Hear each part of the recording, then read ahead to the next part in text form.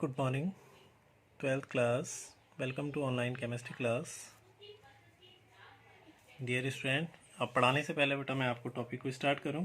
I hope आप सारी videos को देखते होंगे और एक बार नहीं 2-3 बार जब आप देखोगे बेटा तब जा कर के आप सिलेबस को समझ सकते हो, उस टॉपिक को क्लियर कर सकते हो। ओके, तो हमारा बेटा लास्ट जो चैप्टर है रासायनिक बलगति केमिकल काइनेटिक्स जो चैप्टर चल रहा है, इसके पार्ट में आपको 8-9 पार्ट जो भी हैं, लास्ट जो पार्ट एग्जैक्ट ध्यान नहीं है, लेकिन आपके बेटा जो हाफ लाइफ पीरियड थे वो कंप्लीट हो चुके थे। फर्स्ट ऑर्डर का भी लास्ट जो वीडियो थी बेटा मैंने आपको हाफ लाइफ पीरियड जो भेजे थे वो 0 ऑर्डर का भी, ठीक है, 0 ऑर्डर हो गया और फर्स्ट ऑर्डर हो गया। इन दोनों के आपको समझा दिए थे ऑल टॉपिक्स के अकॉर्डिंग, ठीक है। उसके अलावा बेटा फर्स्ट ऑर्डर की आपको वेग इक्वेशन होगी, इंटीग्रेटेड रेट लॉ हो गया, ठीक है, integrated rate law, integrated rate equation और एक्सपोनेंशियल रेट इक्वेशन यानी चरघातांकी समीकरण, ये सारे पोर्शन आपको भेज दिए थे। सिर्फ थोड़ा सा पोर्शन बेटा फर्स्ट ऑर्डर का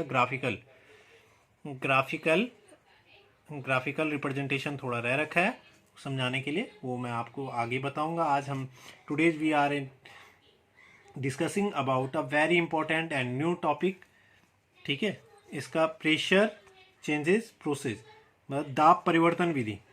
अब प्रेशर कैसे चेंज करते हैं, दाब परिवर्तन विधि जो हमारा टॉपिक होगा। गैसीय प्रावस्था में हम क्या करेंगे, आज कैलकुलेट कर देंगे प्रथम कोटि की अभिक्रिया की वेग समीकरण का व्युत्पन्न करेंगे, पहला टॉपिक। इससे पहले मैं इस टॉपिक को करूं, गैसीय प्रावस्था में गैस स्टेट में बेटा फर्स्ट ऑर्डर के लिए रेट इक्वेशन कैसे कैलकुलेट करते हैं वो हम देखेंगे। इस प्रोसेस को हम दाब परिवर्तन विधि कहते हैं, ठीक है, प्रेशर चेंज प्रोसेस कहते हैं। अब इस चैप्टर में बेटा जो ये 20 में है, 2020 में बेटा जो रिड्यूस आपका सिलेबस हुआ है, मैं थोड़ा आपको गिना दूं। आई होप आपने इन राइटिंग कॉपी में हो सकता है राइट डाउन आपने किया हो इन टॉपिक्स को, ठीक है।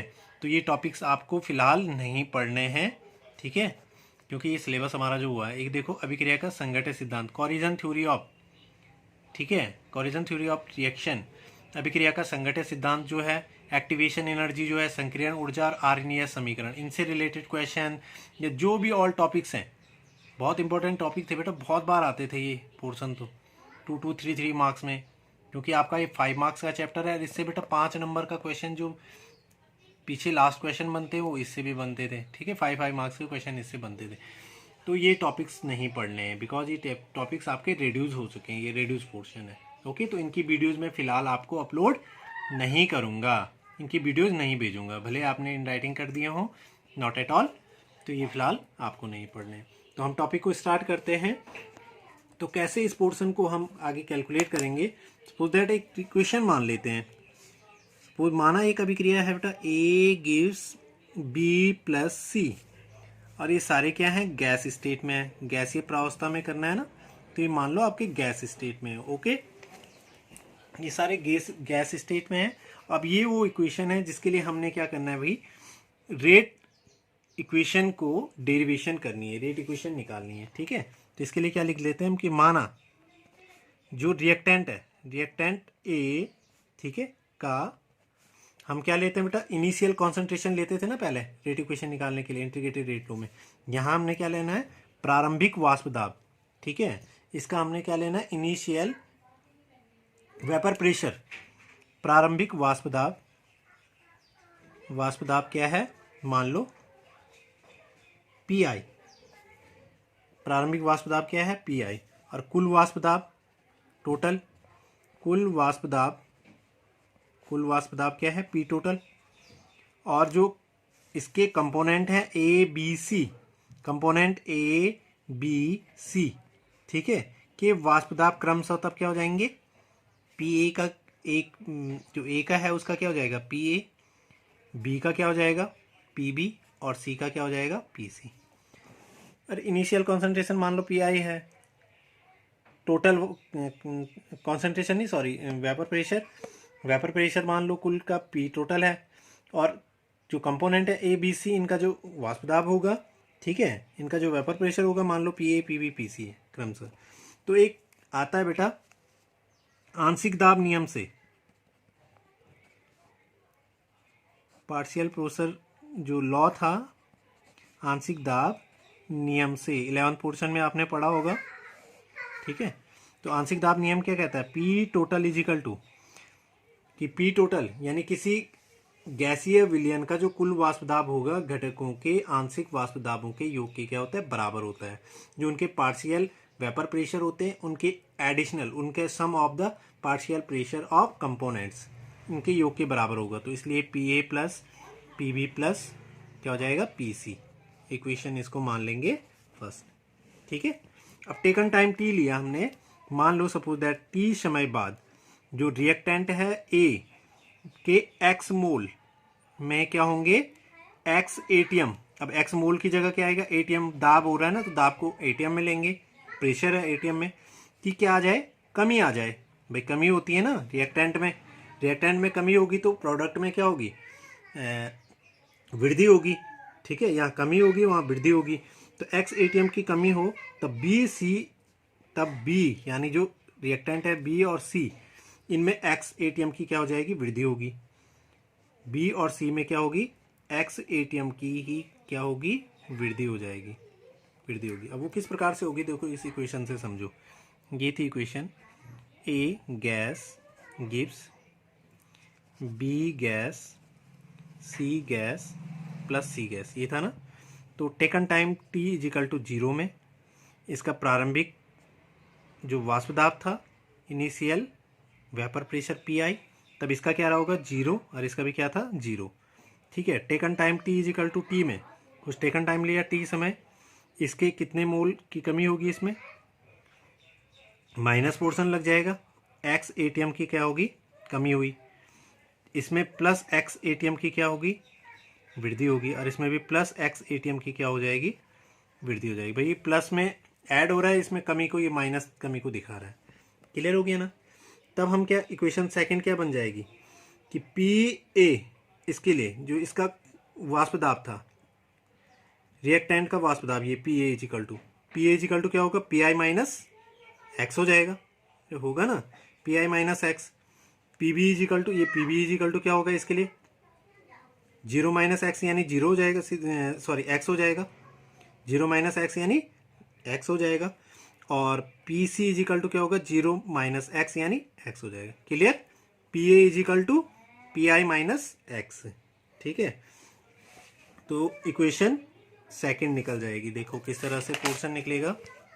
अब इक्वेशन क्या बन जाएगी कि इसलिए then P A is equal to P I minus X, P B is equal to X ATM and P C is equal to क्या हो जाएगा, एक्स एटीएम। तो ये तीन पोर्शन उससे निकल गए, ठीक है। इसको मान लेते हैं हम इक्वेशन सेकंड। तो फ्रॉम इक्वेशन फर्स्ट, अब इक्वेशन फर्स्ट से क्या होगा, पी ए की वैल्यू निकल गई, पी ए की वैल्यू निकली पी आई माइनस ये। तो ये put the value of P A in equation first, देखो हमने यहाँ पे रखना है, इक्वेशन फर्स्ट कहाँ है, ये इक्वेशन फर्स्ट है, इसमें पी ए की वैल्यू रख देंगे यहाँ पे, पी ए की वैल्यू ये आई है पी आई माइनस एक्स। तो रखो P total is equal to P A क्या आ जाएगा, P I minus X plus P B plus P C, sorry P B और पी एक्स की इनकी वैल्यू भी रख देंगे। P T is equal to put the value of equation second third, ये पी बी पी सी इनकी भी रख देते हैं ना, P I minus X plus X ये आ जाएगा, ये पोर्शन आ रहा है। क्लियर हो गया। ब्रैकेट हम बता देंगे तो पी टोटल इजिकल टू क्या हो जाएगा, P I minus X plus x. तो एक माइनस एक्स से प्लस एक्स कट जाएगा, टोटल क्या बच गया, पी आई प्लस एक्स बच जाएगा, पी आई प्लस एक्स। तो पी टोटल इजिकल टू क्या बच गया, पी आई प्लस एक्स, ये बच जाएगा। इक्वेशन ये आ गई थर्ड, ओके, ये थर्ड आ गया। यानी अब इससे x की वैल्यू निकालेंगे, सॉरी थर्ड ये आगे बना देते, तो इसलिए x इजिकल टू क्या हो जाएगा, P total minus P I, it means कुल वाष्प दाब minus total vapour pressure equal to initial vapour pressure, ठीक है, प्रारंभिक वाष्प दाब। ये पोर्शन आ रहा है x इजिकल टू, क्लियर हो गया। अब हम पोर्शन को आगे क्या करते हैं, अब x की वैल्यू क्या रखते हैं, इक्वेशन सेकंड में रख देते हैं। इक्वेशन सेकंड क्या थी x की वैल्यू, इसमें इक्वेशन सेकंड ये x की वैल्यू यहाँ पे रख देते हैं। इसके लिए क्या आ जाएगा, PA आ जाएगा। तो x की वैल्यू रख दो यहाँ पे इस पोर्शन में, तो PA, तो इसलिए क्या हो जाएगा, PA इज इक्वल टू सीधे सॉल्व हम कर देंगे उसको, क्या हो जाएगा, PI माइनस x की वैल्यू क्या आई, PT माइनस PI। ठीक है, इसको कैलकुलेट करेंगे, प्लस माइनस माइनस ही रहेगा, प्लस माइनस ये माइनस रहेगा, लेकिन ये प्लस का साइन है, अंदर मल्टीप्लाई होगा, सॉरी ये माइनस है ना, तो प्लस ये माइनस यहाँ प्लस है माइनस है, ऐड हो जाएगा। PA इज इक्वल टू क्या हो जाएगा, PI माइनस PI कितने हो गए, 2PI माइनस क्या होगा, PT। ठीक है, यानी ये हो गया 2 इंटू इनिशियल सॉरी आपने देखा नहीं, PI minus PT minus PI, ये पोर्शन हो गया। x की वैल्यू जैसी रखी तो PA is equal to PI 2PI हो गए और माइनस P टोटल। क्लियर। अब इससे पोर्शन क्या हो गया, 2 इंटू इनिशियल कॉन्सेंट्रेशन माइनस कुल फाइनल कॉन्सेंट्रेशन या टोटल वाष्प दाब जो होगा। ठीक है, वेग इक्वेशन क्या होती है, K is equal to 2.303 by T log. अब हम ऊपर प्रारंभिक वाष्प दाब लेंगे, यहाँ पे प्रारंभिक वाष्प दाब और नीचे क्या लेंगे, अंतिम वाष्प दाब। जो आप प्रारंभिक लेते हैं सांद्रण, तो यहाँ पे सांद्रण तो है नहीं, कॉन्सेंट्रेशन नहीं है, तो ये पोर्शन हम यहाँ पे ले लेंगे।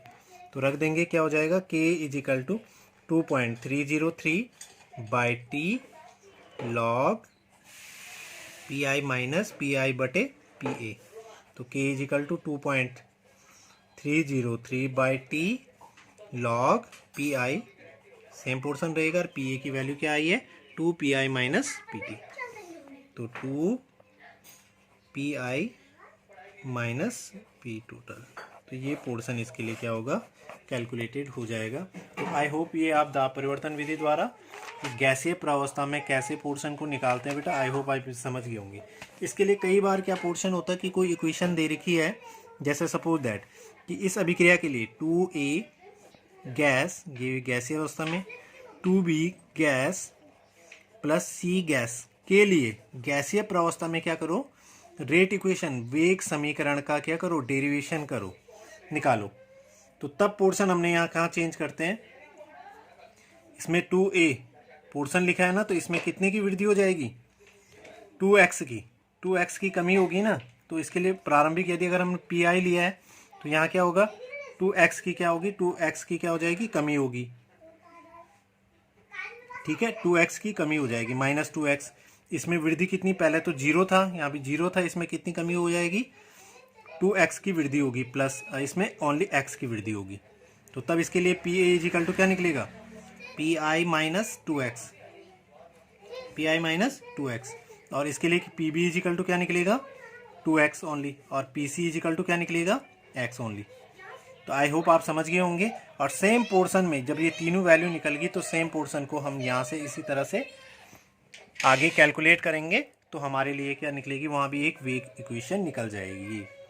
बस मॉलिक्यूल्स यहाँ पे बढ़े हैं ना, ये मॉलिक्यूल्स बढ़े हैं भाई, तो x भी बढ़ जाएंगे, यानी मोल डिकम्पोजिशन भी बढ़ जाएगा, और डिकम्पोजिशन बढ़ेगा तो इक्वेशन कुछ चेंज हो जाएगी।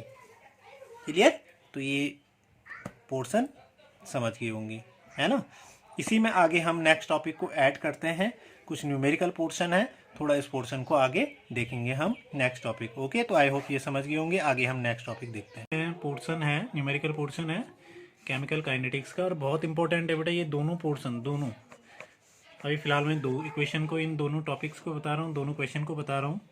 ये प्रूव करने के लिए पूछे जाते हैं, बहुत बार आ रखे हैं। जैसे है एक फर्स्ट ऑर्डर रिएक्शन है, उसके लिए प्रूव कीजिए, सिद्ध करो कि अभिक्रिया के जो 99% पूर्ण होने में जो लिया गया समय होगा, 99% पूर्ण होने के लिए जो टेकन टाइम होगा, वो 90% अभिक्रिया को पूर्ण कंप्लीट होने के लिए जो टेकन टाइम होगा उसका क्या होगा, 2 गुना होता है। और इसमें प्रथम कोटि की अभिक्रिया का, ठीक है, संदर्भ में क्या करना है, संदर्भ में स्पष्ट कीजिए कि अभिक्रिया की 99.9% पूर्ण होने में जो लगा समय होगा भाई, वो हाफ लाइफ पीरियड के बोला अर्धायु काल से क्या होगा, 10 गुना बताना है। ये 10 गुना और ये 2 गुना, यानी 2 पार्ट में और 10 पार्ट में इनको बताना है। तो फर्स्ट का सॉल्यूशन जो होगा, अब ध्यान से देखो जरा, सॉल्यूशन फर्स्ट। ओके, प्रथम कोटि की वेग समीकरण, रेट इक्वेशन क्या है, k is equal to 2.303 by T log a by a minus X. ठीक है, अब पहले हम निकालेंगे 99% के लिए, ये है ना, 99% के लिए निकाल देंगे। तो 99% अभिक्रिया को पूर्ण होने में लगा समय। ठीक है, लगा समय। अब ये कैसे कैलकुलेट करेंगे, थोड़ा ध्यान दो। तो बाकी पोर्शन तो ठीक है, हम रख देंगे यहाँ पे। ठीक है, बाकी पोर्शन तो ले लेंगे, यानी T99 लेना तो K को नीचे ले जाओ, ये लिखो। यानी इस अभिक्रिया में क्या है कि T is equal to T99 के लिए 99 लेना है। ठीक है, और A upon A minus x. A क्या है बेटा, हमेशा प्रारंभिक सांद्रण होता है। X इस A से क्या हुए, डिकम्पोज हुए, जो प्रोडक्ट में चेंज हो गए। यानी हमारे पास A था, ये मान लो ये A है, कोई A है, इस A से कितने X डिकम्पोज हो गए उत्पाद में। तो प्रारंभिक सांद्रण A यानी हमेशा क्या रहा होगा, 100%। तो A को हमेशा 100 ले लो। T इज इक्वल टू क्या लेंगे, T99। ठीक है, T99 और A इज इक्वल टू क्या लेना है, 100। और डिकम्पोज हुए X से कितने, जितने परसेंट होते हैं बेटा उतने डिकम्पोज होते हैं। यानी X की वैल्यू जितना परसेंट होगा प्रत्येक क्वेश्चन में, X की उतनी वैल्यू रख दो। X की कितनी है, 99। ठीक है, 99 है, 99 डिकम्पोज होगी, रख दो इसमें। तो T को ऊपर ले जाओ, T99 is equal to 2.303 by K log 100 upon 100 minus 99। Solve करेंगे, 2.303 बाई K लॉग 100 अपॉन 100, ये क्या आएगा, 199, हाँ 0.99 है ना, तो 99 सॉरी 1, 0 पॉइंट क्यों आएगा, 1 लिखे आ गया 1। यानी लॉग 100 मतलब 100 बाई 1, यानी लॉग 100 ही आएगा, is equal to 2.303 by K log 100। Log 100 की वैल्यू 100 के लिए सॉल्व में एग्जैक्ट बताया था ना, 100 होता है, यानी 2 0 10 टू पावर 2, यानी लॉग 2 और लॉग 100 की वैल्यू क्या आती है, 2। जितने जीरो होते हैं भाई 1 के आगे उतने वैल्यू हो जाती है, तो 2 वैल्यू है इसकी। ठीक है, ये क्या आ जाएगा, 2, यानी लॉग 100 की वैल्यू क्या आ गई, सीधे सीधे 2 आ गई। तो इसको रख देते हैं। तो एक इक्वेशन ये आ गई, T99 is equal to 2.303 by K into 2, equation first. अब 90% के लिए निकालेंगे, 90% के लिए।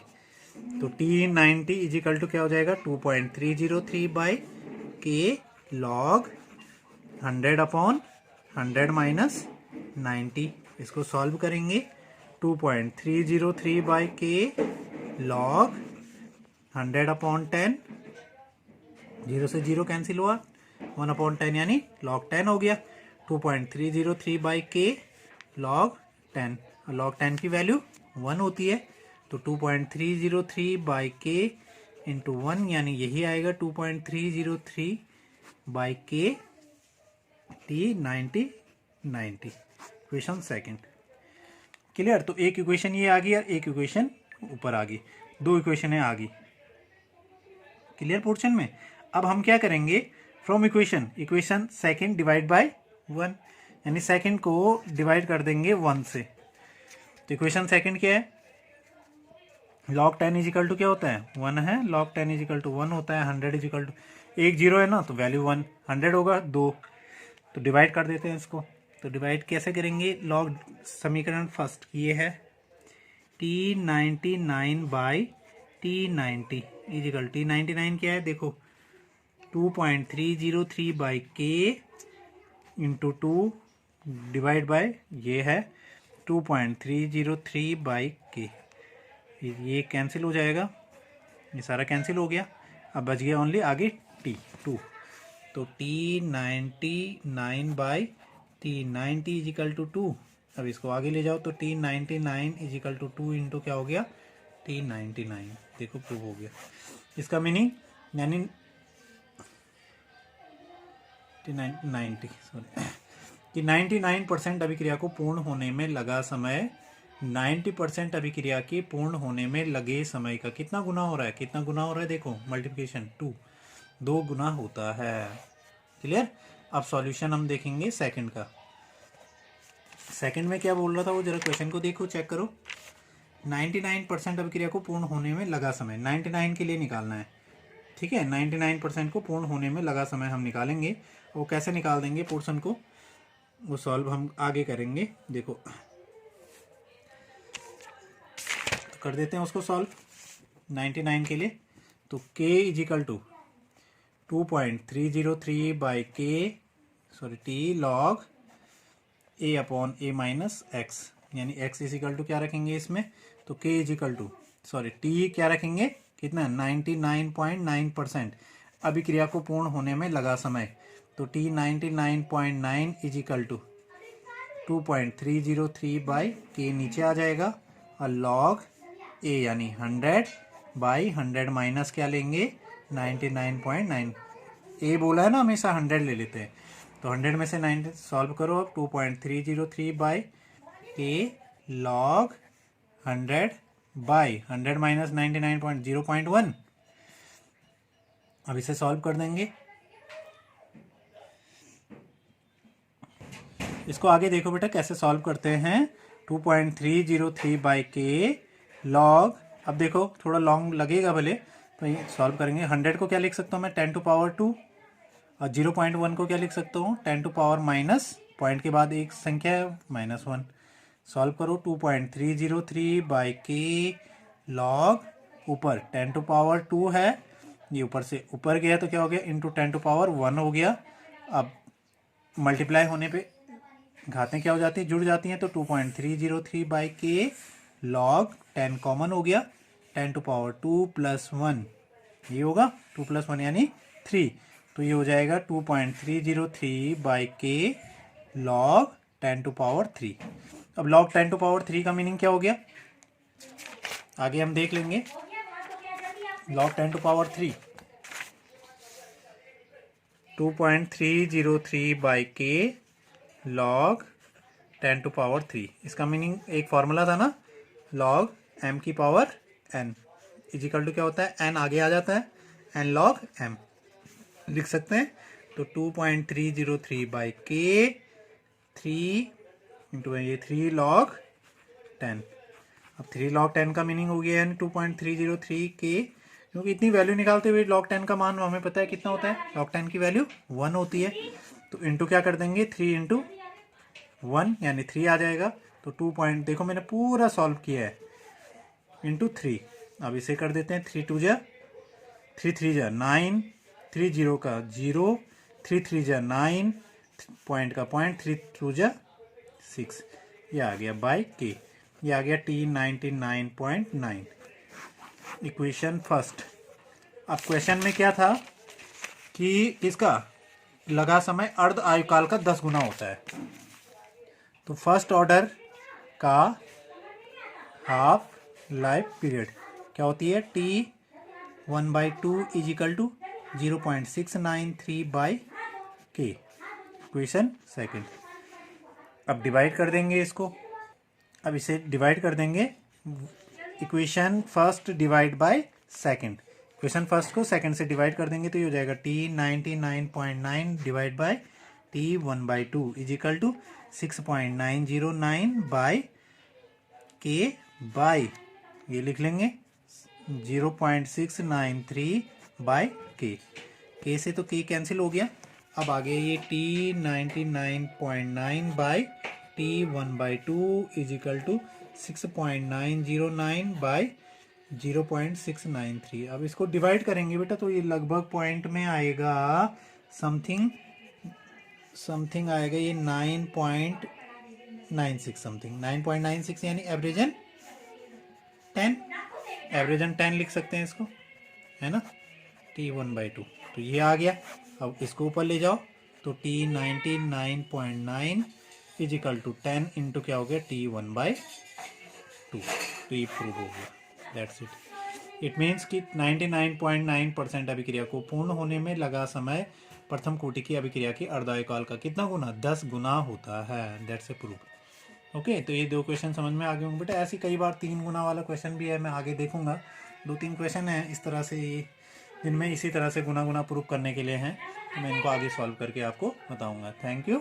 इन वीडियोस को अच्छे से देखो, समझो, और फिर समझ में ना आए तो बेटा यूट्यूब पे अगर जैसी वीडियो आपको मिलती हैं तो आप कमेंट्स बॉक्स में भी लिख सकते हो कि ये टॉपिक्स को अगेन रिपीट करो, तो मैं नेक्स्ट वीडियो में उनको अपलोड कर दूंगा। Thank you. डियर स्टूडेंट, बेटा जैसे हमने ऊपर वीडियो में देखा है, अभी ये गैसीय प्रावस्था में फर्स्ट ऑर्डर की वेग इक्वेशन कैसे निकालते हैं, इसको बेटा प्रेशर चेंज प्रोसेस भी कहते हैं। ये प्रोसेस चेंज प्रोसेस है।